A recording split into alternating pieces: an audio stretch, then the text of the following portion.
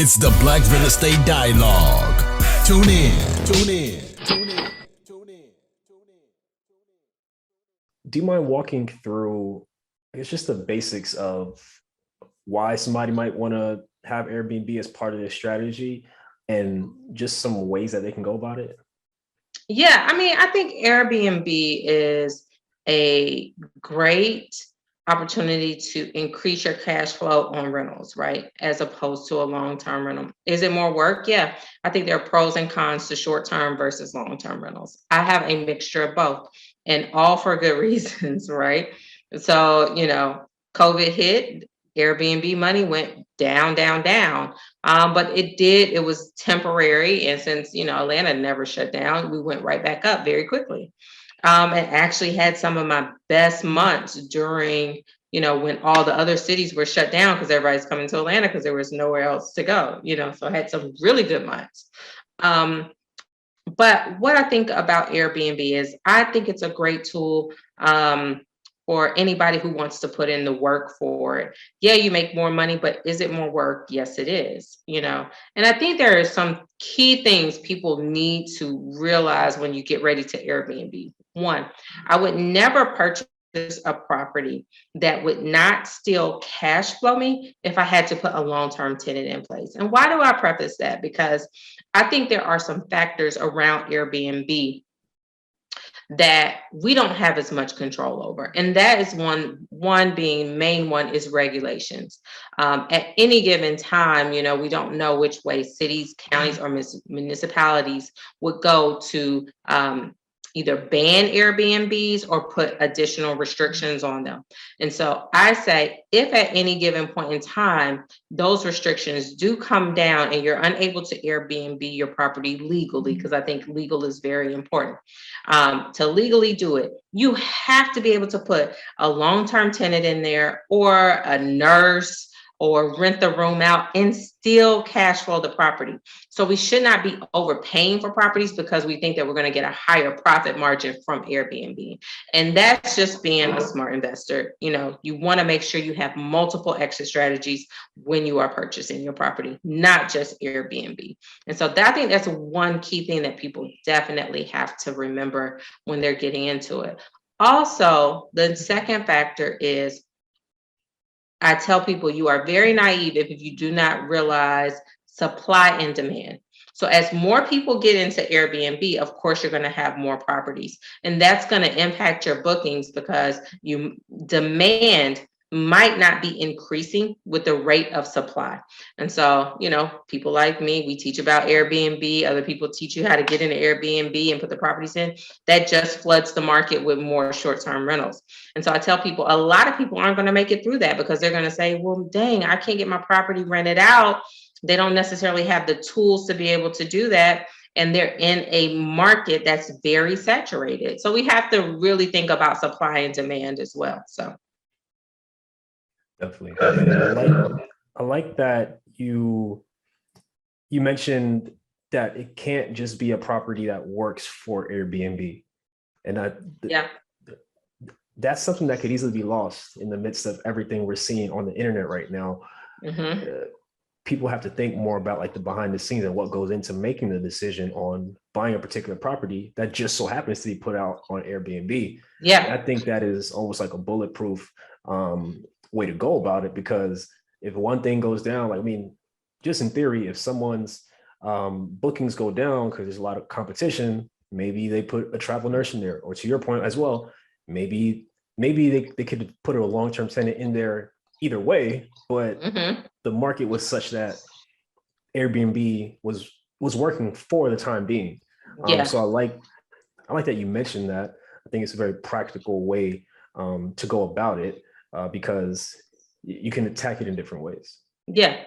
Definitely. And so I think those are two things people definitely need to consider and keep in mind when they're looking to have short-term rentals. Everything else is stuff that you can learn, but I think people lose sight of that because they see how much money you potentially can make. It doesn't mean you're going to make it. And so I think that it's important they understand, one, the market they're in, the location of it, how saturated is that market, and then making sure you have an additional exit strategy. So. Yeah. As far as checking if the market is saturated, do you recommend people, let's say I live in Brooklyn, New York, for example, do you recommend people, let's say I live in Brooklyn, New York, let's just say I live in Bed-Stuy, I'm going to buy a property in Bed-Stuy, and one of the ideas I have is to rent it on Airbnb. Do you recommend just checking out in the general area and surrounding neighborhoods, like what kind of listings are up, like how many are up, and things of that nature? Do you recommend just some basic research like that? Yeah, of course. You definitely need to do the research on the area that you're looking to short-term rental in. How many units are already renting? What is their occupancy rate? How much is their average rent for? And there's a lot of tools out there you can use to do that. I'm not going to name them because they're not paying me any money, but there's tools that you can research that will give you all of that basic information about the Airbnbs, and you'll be able to see properties within the proximity of yours, how much they're renting for. You can see their occupancy rate. You can also track crime there. You also, here's one key thing, you need to understand what your ordinances are in that county. There are so many people that have told me like, oh, I want to Airbnb something in College Park. Well, College Park, Georgia. Okay, well, historic College Park doesn't allow Airbnb. So you need to do your research and find out and make sure that where you're looking to purchase something or Airbnb, they actually allow it. To find out about what the process is to have to register your Airbnb with the city, what the ordinances are, because I know Atlanta has just passed one where now in actually city of Atlanta, you can only Airbnb your primary residence plus one property. And so there's ways around that, but you need to know what those things are. Does it have to be in an LLC? Should I put my property in an LLC? Those are all the things that you need to research prior to stepping into this space. Love it. What are your thoughts on cities putting in these regulations, limiting or quite frankly, eliminating Airbnb? What is your opinion on that? I do not at all think that a city should be telling someone what to do with the property that they purchased and owned. And that's just that on that.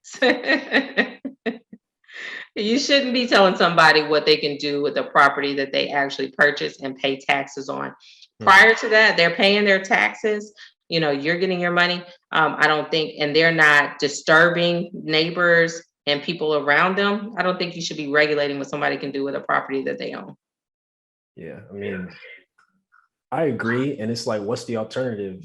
Would you prefer, this is like to the city people, would you prefer it to just be a vacant property that's dilapidated, that's an eyesore to the community?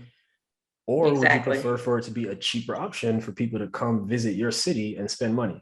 Yeah. And they put it on the guise of that they care about the community and what the neighbors think. They don't. It's money. Hotels line the pockets of cities. We know that. And so it comes down to the bottom line. And if it didn't, you wouldn't have all these lobbyists lobbying all the time on the behalf of hotels. Now you see a lot of short-term rental lobbyists as well. And how they've kind of combated that is by saying, you know what, this is what we're going to do. We're going to collect hotel tax from all of our guests, and we're going to directly pay these cities. And so by doing that, now the city's like, oh, well, hold up now. We just got a couple $1 million from Airbnb every month. Maybe we don't need to stop them. You know what I mean? Especially cities that don't have a large hotel presence. And so I'm always wondering, it's just crazy because I like cities that don't even have a lot of hotels. We're trying to regulate Airbnbs. I'm like, you don't even have a dog in this fight. You hardly have any hotels. You should be wanting the money, So I think that's helped, definitely. Hi everyone, Sam here from the Black Real Estate Dialogue. Make sure to hit that notification bell and that subscribe button and to visit us at blackrealestatedialogue.com.